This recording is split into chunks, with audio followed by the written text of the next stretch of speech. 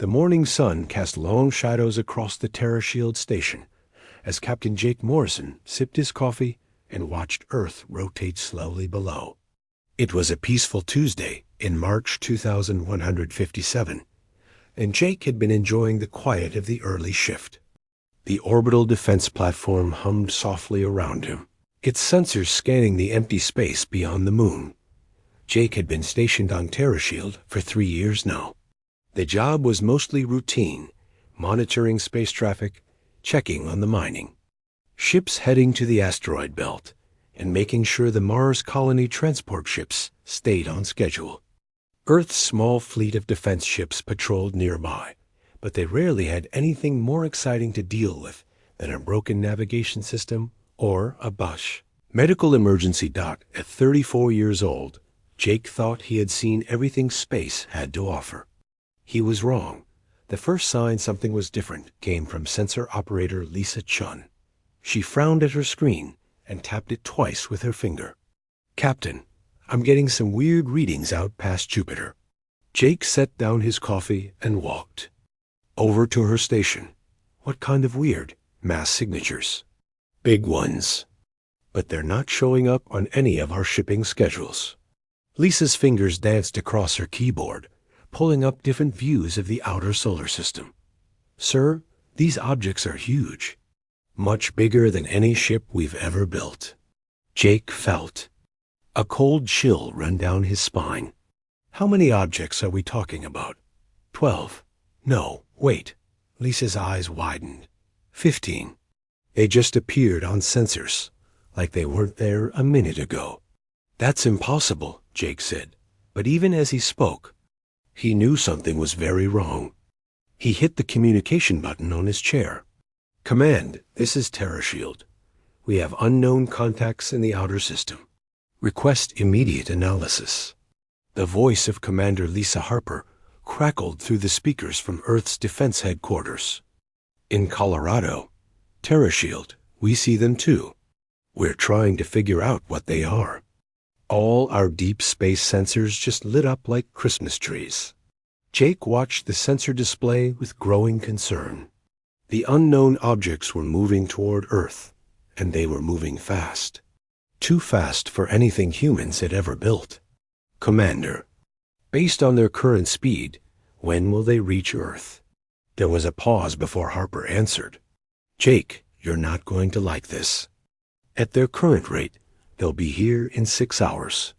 6 hours. Jake's mind raced. No human ship could cross the solar system that quickly. The fastest ships Earth had took weeks to travel from Jupiter to Earth. These objects were moving at speeds that should have been impossible. "All stations, this is Terra Shield," Jake announced over the general communications channel. "We have unknown contacts approaching Earth. All defense ships are to return to patrol positions immediately. This is not a drill." As Jake spoke, every screen on the station suddenly went dark. Then slowly, they flickered back to life. But instead of their usual displays, every screen showed the same image, a strange symbol that looked like 3 interlocking circles surrounded by sharp lines. Then came the voice, but it was not human. It spoke in perfect English, but there was something cold and mechanical about it. The voice seemed to come from everywhere at once, filling the station and probably every communication device on Earth. "Primitive species of the 3rd planet." The voice began, "You are now subjects of the Zelkari Empire. We are the Zelkari, rulers of 400 star systems and masters of 67 species. Your resistance is pointless. Your technology is weak. Your civilization is young and foolish." Jake grabbed his communication headset. "All Earth forces do not respond to this transmission. Maintain defensive positions." But the alien voice continued. "We have watched your species for 50 of your years. You fight among yourselves. You waste your resources. You pollute your world. Under Zelkari rule, you will become useful. You will serve the Empire as your betters have determined." On the main viewing screen, Jake could see the alien ships now. They were massive, dark vessels that seemed to absorb light rather than reflect it. Each ship was easily 10 times larger than Earth's biggest space station. And there were 15 of them. "You have one of your hours to prepare for integration into the Empire," the voice announced. "Gather in your major population centers. Do not attempt to hide. Do not attempt to fight. Those who cooperate will be treated with the mercy appropriate. For lower species, those who resist will be removed." The transmission ended, and Jake's communication system immediately exploded with chatter. Defense ships were reporting in from around Earth. The Mars colony was asking for instructions. The moon bases wanted to know if they should evacuate. Commander Harper's voice cut through the noise. "All units, maintain positions. Jake, I need you to coordinate our orbital defenses. We're calling an emergency session of the Global Council, but I want all our military assets ready." Jake looked at the alien ships on his screen. They had stopped moving and now hung in space like dark clouds, positioned around Earth at strategic points. He had spent his entire adult life in space, and he had never seen anything so terrifying.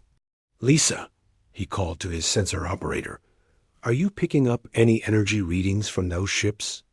"Yes, sir," she replied, her voice shaking slightly. "Power levels are off the charts. Whatever weapons they have, they make our plasma cannons look like firecrackers." Jake nodded grimly.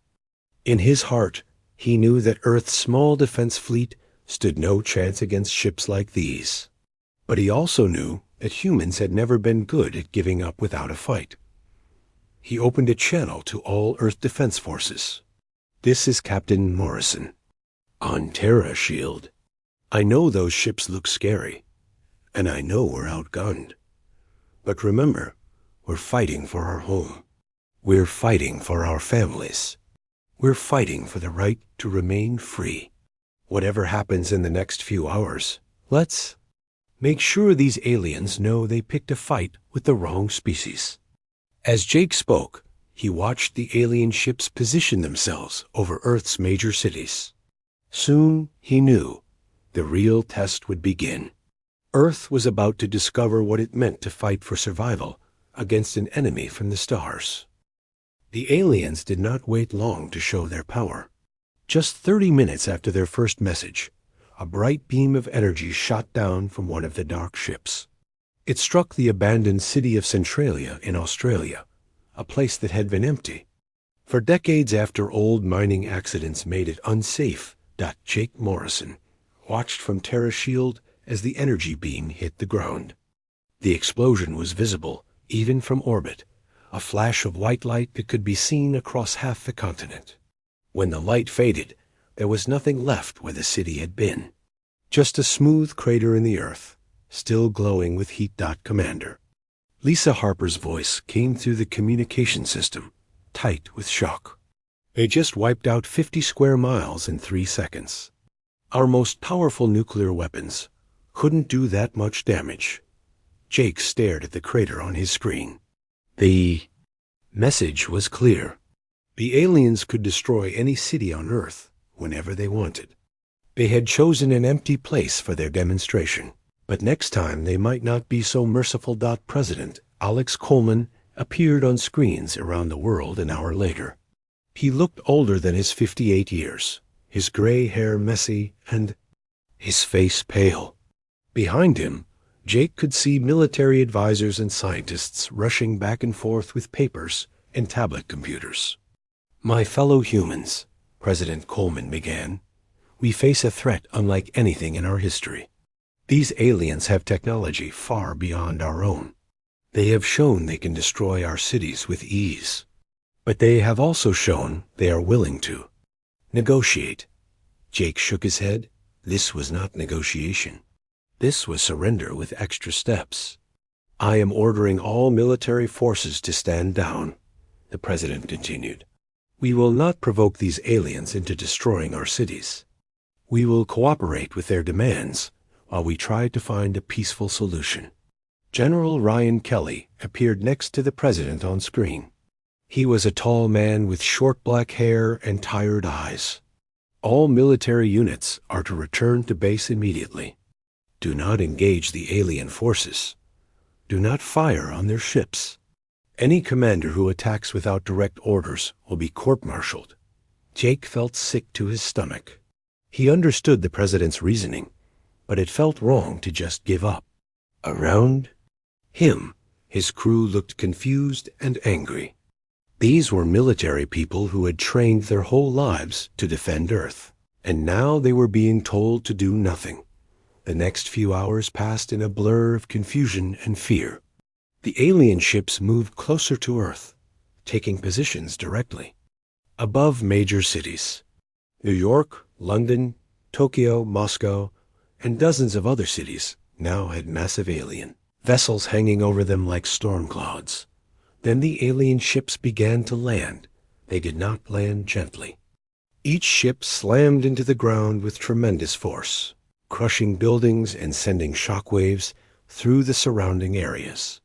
The ship over New York landed in Central Park, flattening trees and monuments. The ship over London came down on the Thames River, sending huge waves of water flooding through the city. From each landed ship, smaller vessels emerged. These were troop transports, and they carried the alien soldiers. Jake got his first look at the aliens through news reports from the ground. They were not what he had expected.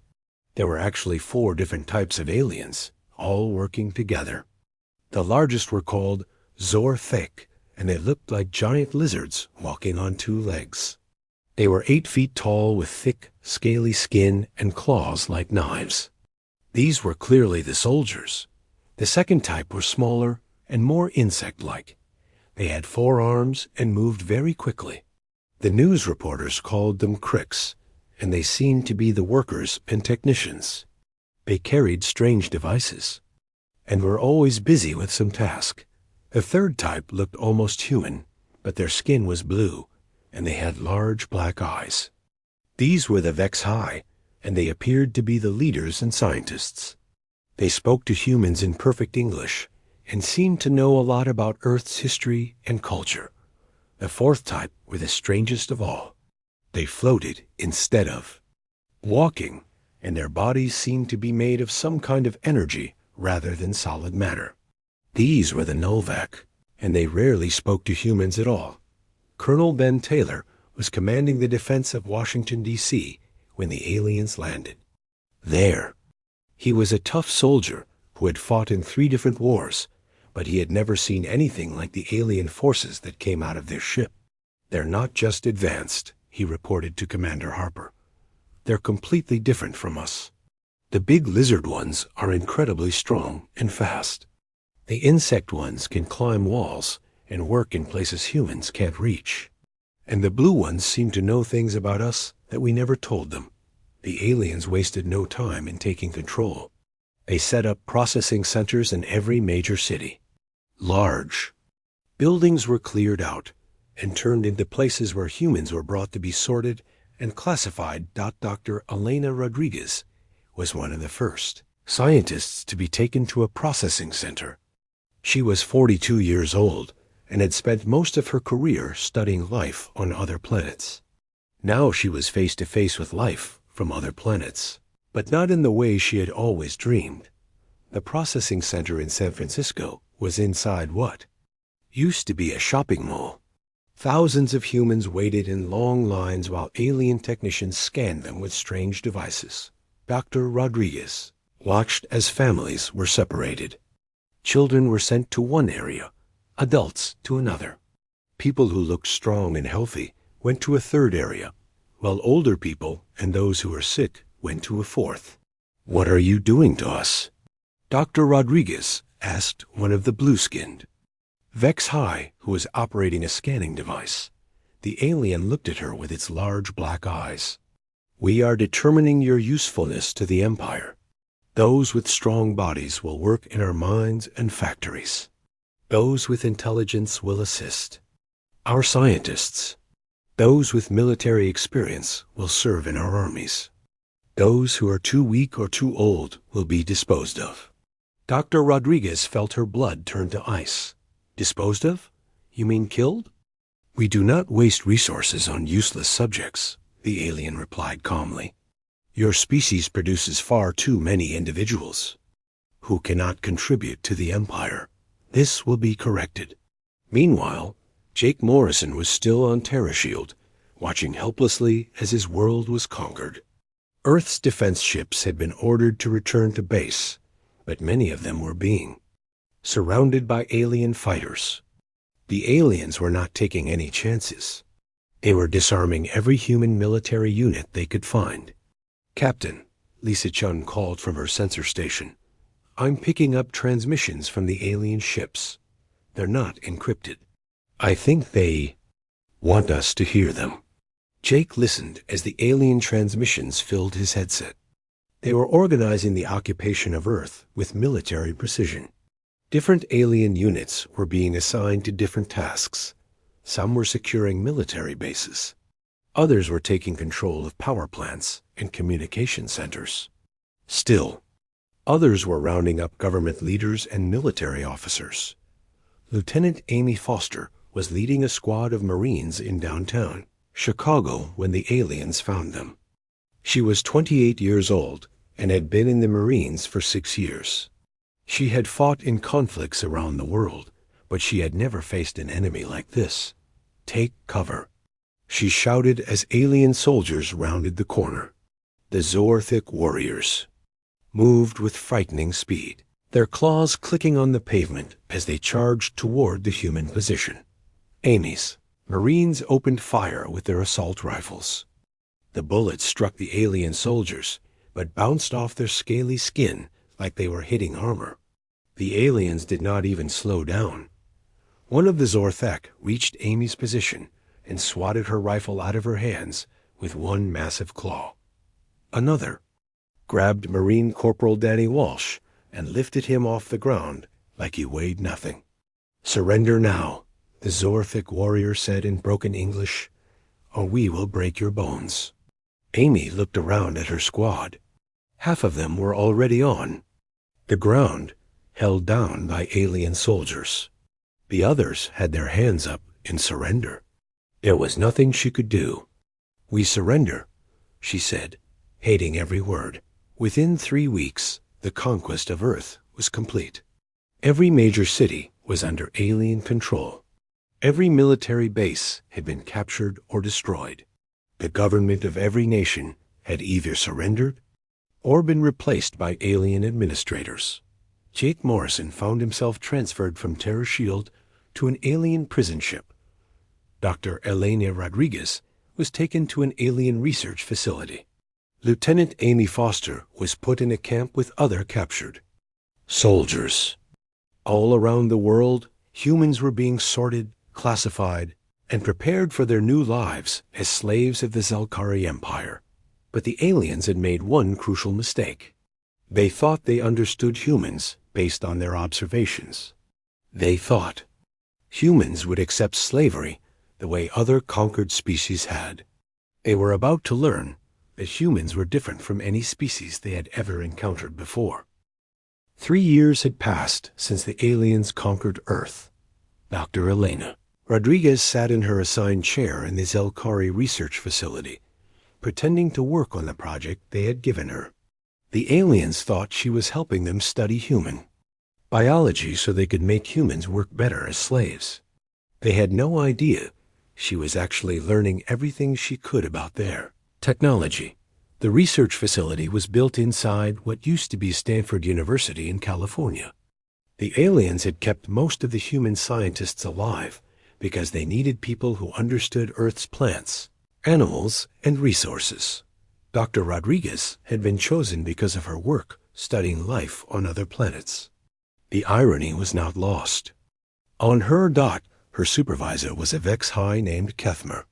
Like all of his species, he had blue skin and large black eyes. He was taller than most humans, about 7 feet, and he spoke perfect English. What made him different from the other aliens was that he seemed genuinely curious about human culture. Dr. Rodriguez, Kethmer said as he approached her workstation, I have been reading your old research papers. You wrote about the possibility of life existing in extreme conditions. This is fascinating to us because we have encountered species that live in environments that would kill most life forms. Elena looked up from her computer screen, where she had been pretending to analyze human genetic samples. Yes, life finds a way to survive almost anywhere. We found bacteria living in boiling water and in places with deadly radiation. This adaptability is unusual, Kefmer said, sitting down across from her. Most species we have conquered could only survive in very specific conditions. Humans seem to be able to live almost anywhere. Elena nodded, keeping her expression neutral. She had learned not to show too much interest when the aliens talked about their other conquests, but she was always listening, always learning. How many species has the Empire conquered? She asked casually. 67, Kefner replied. Some surrendered immediately when they saw our ships. Others fought briefly, but gave up when they realized they could not win. A few had to be completely destroyed because they would not stop fighting. What made those species different? Elena asked. Kefner paused, thinking. They were ... unpredictable. Most species follow logical patterns. When faced with superior force, they submit. When faced with impossible odds, they retreat. But some species seemed to fight harder when the situation became more hopeless. Elena felt a chill of recognition. Kefmer was describing exactly how humans behaved. She wondered if he realized it. Meanwhile, Jake Morrison was learning different lessons about the aliens. He had been assigned to serve in the Zelkari military, wearing their uniform and carrying their weapons. The aliens thought that humans who served them loyally could be trusted with minor military duties. Jake was stationed on a Zelkari warship called the Dark Fang. The ship was massive, with corridors that stretched for miles and weapons that could destroy entire cities. He worked alongside other enslaved humans and aliens from conquered worlds. His commanding officer was a Zorthic warrior named Greaktol. The giant lizard-like alien stood nearly 9 feet tall and had scars covering his scaly hide. He had been fighting for the Empire for over 20 years and had conquered dozens of worlds. Human Morrison, Greaktol said during one of their training sessions, "You learn our tactics quickly. This is good. Most species take much longer to understand Zelkari military doctrine." Jake nodded respectfully. "Thank you, Commander. I find your strategies very logical." What Jake did not say was that he found the Zelkari strategies predictable. The aliens always used the same formations, the same attack patterns, the same defensive positions. They had been so successful for so long that they had stopped innovating. Their tactics worked against species that fought conventionally, but Jake could see dozens of ways to counter them. "Tell me, Commander," Jake said carefully, "have you ever fought an enemy that used unusual tactics?" Greaktol's reptilian eyes narrowed. "What do you mean by unusual?" "Tactics that did not follow standard military doctrine. Enemies who did unexpected things. Once," Greaktol admitted, "the Korthai species on the Rim worlds. They used what you might call guerrilla warfare. They would attack our supply lines and disappear before we could respond. They would sabotage our equipment and blend in with civilian populations." "What happened to them?" Jake asked. "We destroyed their entire planet," Greaktol said coldly. "It was the only way to stop them. Most species learn to behave when they see superior force. The Korthai never learned." Jake nodded again, but inside he was thinking furiously. The aliens had encountered guerrilla warfare before, but their solution had been to destroy the entire world. That meant they had never actually learned how to fight against unconventional tactics. They had just eliminated the problem with overwhelming force. Back on Earth, the resistance was slowly growing. Tony Martinez was a mechanic who had been assigned to work in the alien mining operations in Nevada. The Zelkari were strip mining. huge areas of the desert, looking for rare minerals they needed for their technology. Tony worked alongside Grace Williams, who had been a high school teacher before the invasion. The aliens thought she was just another laborer, but Grace was actually organizing the other human workers. She had been teaching them to communicate using a code based on old Earth languages that the aliens did not understand. The supply convoy arrives every Tuesday at noon, Grace whispered to Tony as they pretended to repair a mining machine. Same route every time, same number of guards, Tony nodded. He had been studying the alien equipment for months, figuring out how it worked. The Zelkari machines were more advanced than human technology, but they followed the same basic principles. I think I can disable their transport vehicles, he said quietly, but we need a distraction. Leave that to me, Grace said. I have been teaching the children in the camp. They can create enough chaos to keep the guards busy. The children Grace mentioned were human kids who had been separated from their parents during the processing. The aliens kept them in special camps where they were supposed to learn to serve the Empire. But Grace had been secretly teaching them about human history, human culture, and most importantly, how to resist. One of those children was a 12-year-old boy named Sam Parker. He was small for his age, which allowed him to move through the alien facilities without being noticed. The aliens thought he was harmless, just another human child learning to be useful. Sam had become an expert at eavesdropping on alien conversations. He could speak basic Zelkari now, and he understood much more than he let on. He had learned that the aliens were having problems in other parts of their empire. Several conquered worlds were experiencing unrest, and the Zelkari military was stretched thin trying to maintain control.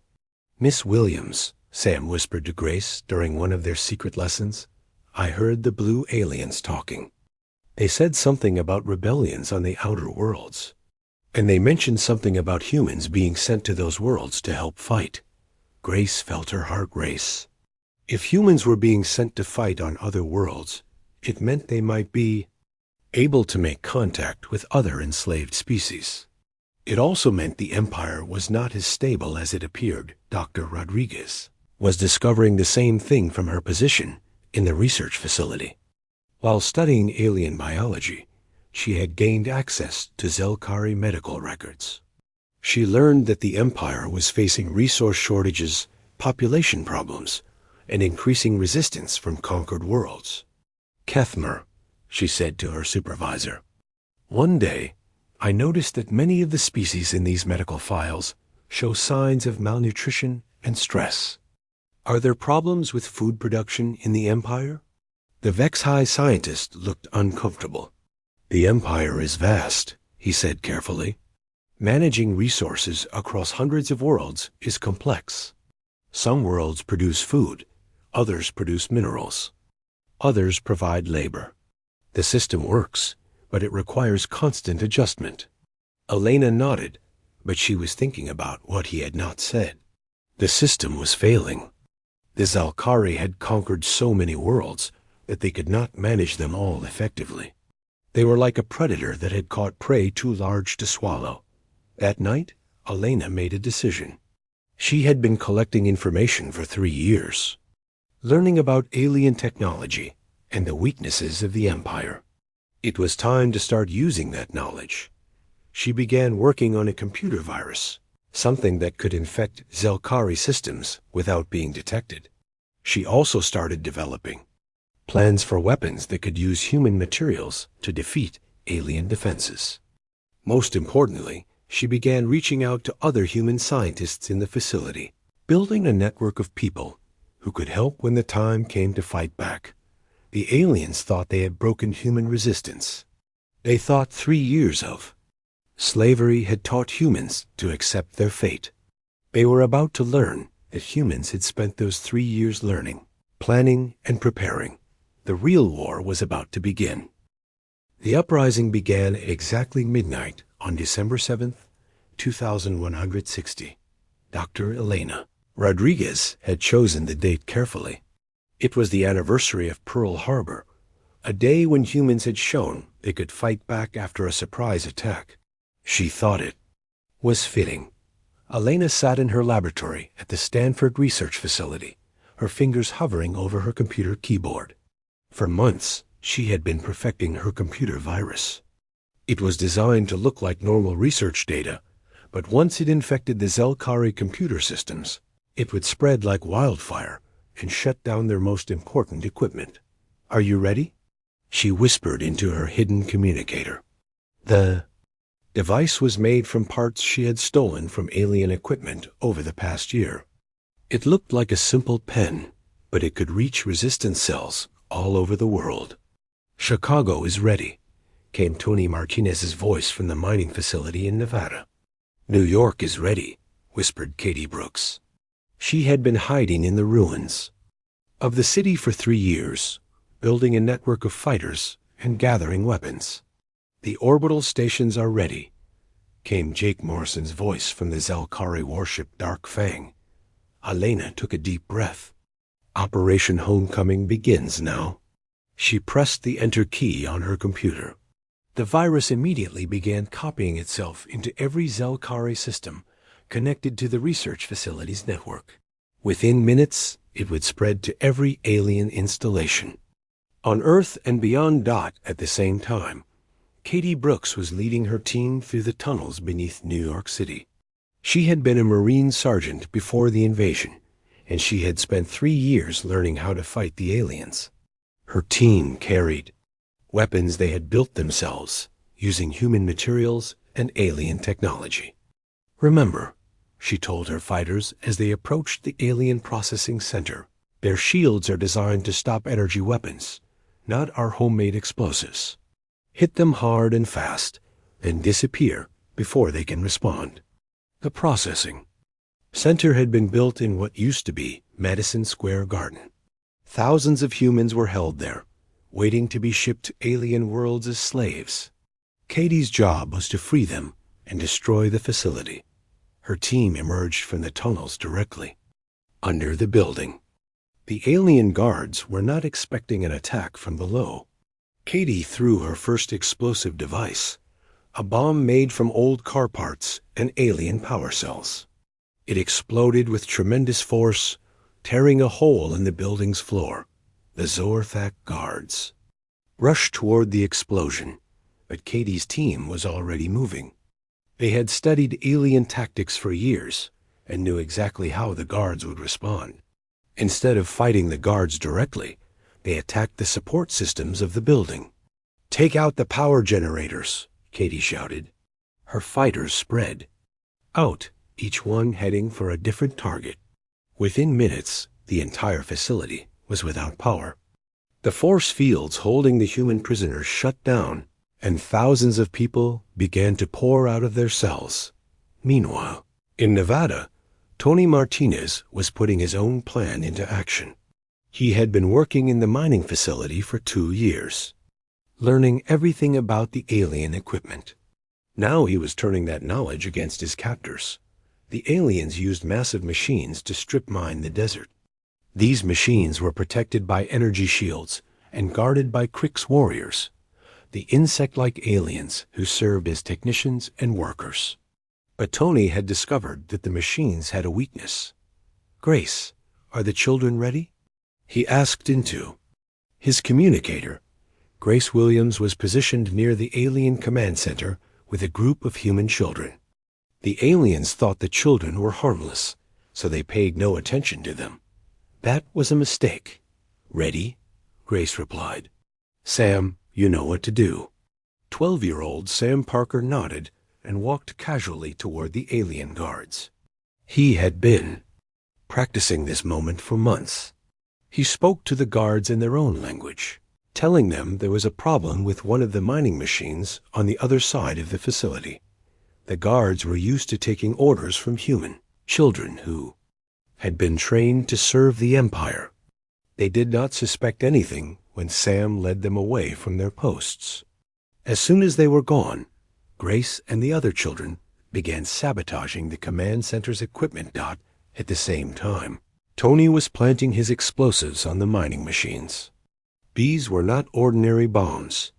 Tony had figured out how to overload the machine's power systems, turning them into giant explosives. When they went off, they would destroy not just the machines, but the entire mining operation. Charges set, Tony reported. 30 seconds to detonation. The explosions that followed could be seen from space. The alien mining facility disappeared in a series of massive blasts that shook the ground for miles around. More importantly, the destruction cut off one of the Empire's main sources of rare minerals that high above Earth. Jake Morrison was fighting a different kind of battle. He was aboard the Dark Fang, a Zelkari warship where he had been forced to serve for 3 years. But Jake was not alone. There were dozens of humans on the ship, all of them pretending to be loyal slaves while secretly planning rebellion. "Commander." "Great-Tall," Jake said as he approached the massive Zorthic warrior. "We are receiving reports of disturbances on the planet's surface." Great-Tall looked at the tactical display with growing concern. Red warning lights were appearing all over Earth as human resistance cells attacked alien facilities. "This is impossible," the alien commander growled. "Humans are not capable of coordinated resistance." Jake nodded sympathetically, but inside he was smiling. "Perhaps it is just random violence, Commander. Humans sometimes become unpredictable when they are stressed." What Great-Tall did not know was that Jake had been secretly communicating with other humans throughout the Zelkari fleet.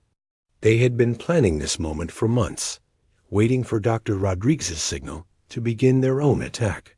"Commander," Jake said, "I recommend we move the fleet to a defensive position around the command ship. If the disturbances spread, we need to protect the fleet leadership." Great-Tall nodded. It was exactly what Jake had hoped he would do. The alien commander ordered all the ships in the fleet to move closer together, making them easier targets for what was about to happen. As the ships moved into position, Jake gave his own signal. Throughout the fleet, human slaves began their attacks. They had been maintaining the ship's systems for years, so they knew exactly where to strike to cause maximum damage. On the Dark Fang, Jake and his team attacked the ship's main power systems. They had built their weapons from spare parts and hidden them throughout the ship. Now they used those weapons to disable the ship's shields and weapons. Similar attacks were happening on ships throughout the fleet. The aliens had made the mistake of trusting their human slaves with important technical work. Now those same humans were using their knowledge to destroy the ships from within. But the most important part of the rebellion was happening in the alien communication systems. Dr. Rodriguez's virus had spread throughout the Zelkari network, and it was causing chaos. Alien commanders could not communicate with their troops. Defense systems were shutting down randomly. Navigation computers were giving false readings. The virus also carried a hidden message, broadcast on frequencies, that only the aliens' other slaves could hear. It was a message of hope, telling the enslaved species throughout the Empire that the humans of Earth were fighting back, and that now was the time for all enslaved peoples to rise up. On dozens of worlds throughout the Zelkari Empire, alien slaves heard the message and began their own rebellions. The Empire suddenly found itself fighting wars on hundreds of different fronts, with no way to coordinate their response. Commander Kethmer, Dr. Rodriguez's Vex High supervisor, found her in her laboratory as alarms blared throughout the research facility. "Dr. Rodriguez," he said, his large black eyes wide with shock. "What is happening?" "Our systems are failing everywhere." Elena looked at him calmly. "We are taking back our world," she said simply. "And we are helping your other slaves take back theirs." "This is impossible," Kethmer said. "Humans cannot coordinate something like this." "You lack the technology and the organizational skills?" Elena smiled. "You spent 3 years studying us, but you never understood us. You thought we were just Another species to be conquered. You never realize that humans do not give up. We adapt, we learn, and we fight back. Outside the laboratory, Elena could hear the sounds of battle as human fighters stormed the facility. Katie Brooks and her team had reached the research center and were freeing the scientists and technicians who had been forced to work for the aliens. Kethmer, Elena said to her former supervisor, you and your people have a choice. You can keep fighting and lose everything, or you can surrender and maybe save some of your civilization.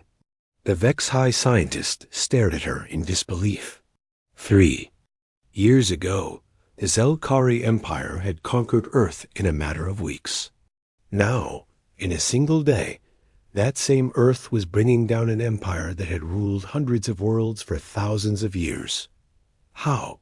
Kethmer whispered. Because, Elena said, you tried to enslave the wrong species. 6 months after Operation Homecoming began, the Zelkari Empire was collapsing. What had taken them thousands of years to build was falling apart in less than a year.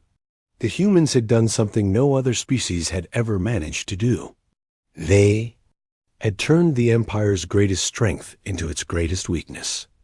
Jake Morrison stood on the bridge of the Dark Fang, but now he was the one giving orders.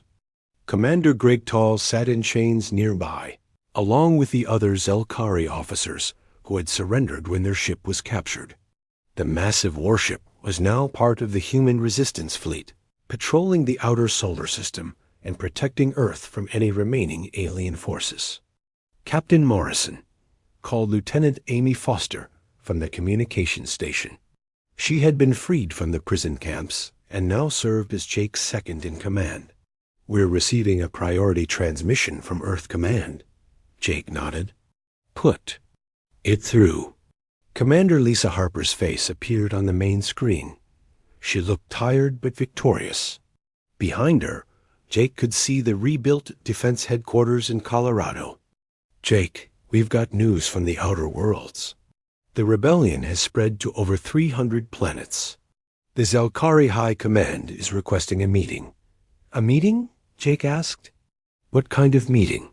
They want to surrender, Harper said with a smile.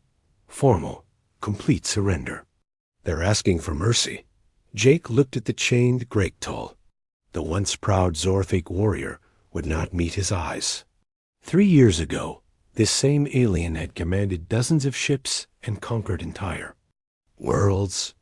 Now he was a prisoner on his own vessel, defeated by the very humans he had thought were weak and primitive. On Earth, Dr. Elena Rodriguez was working in her new laboratory.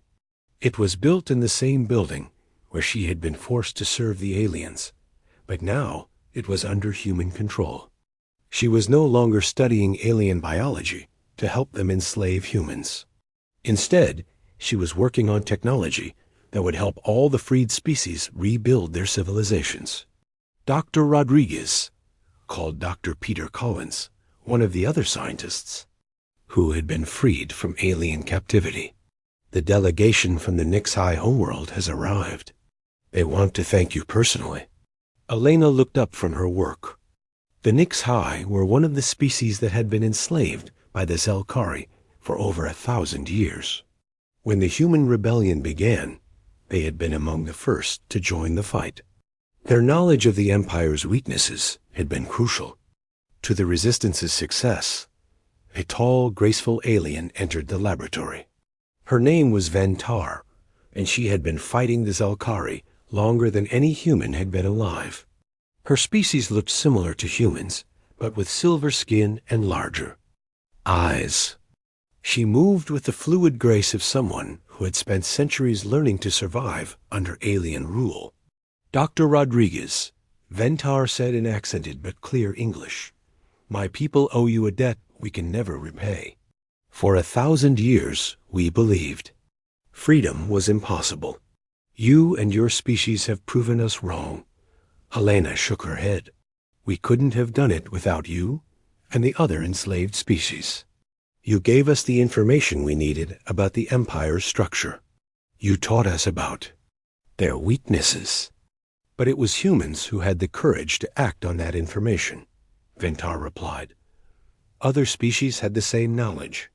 None of us had the will to use it. What Ventar said was true. The human rebellion had succeeded not just because humans were adaptable or creative, but because they refused to accept defeat.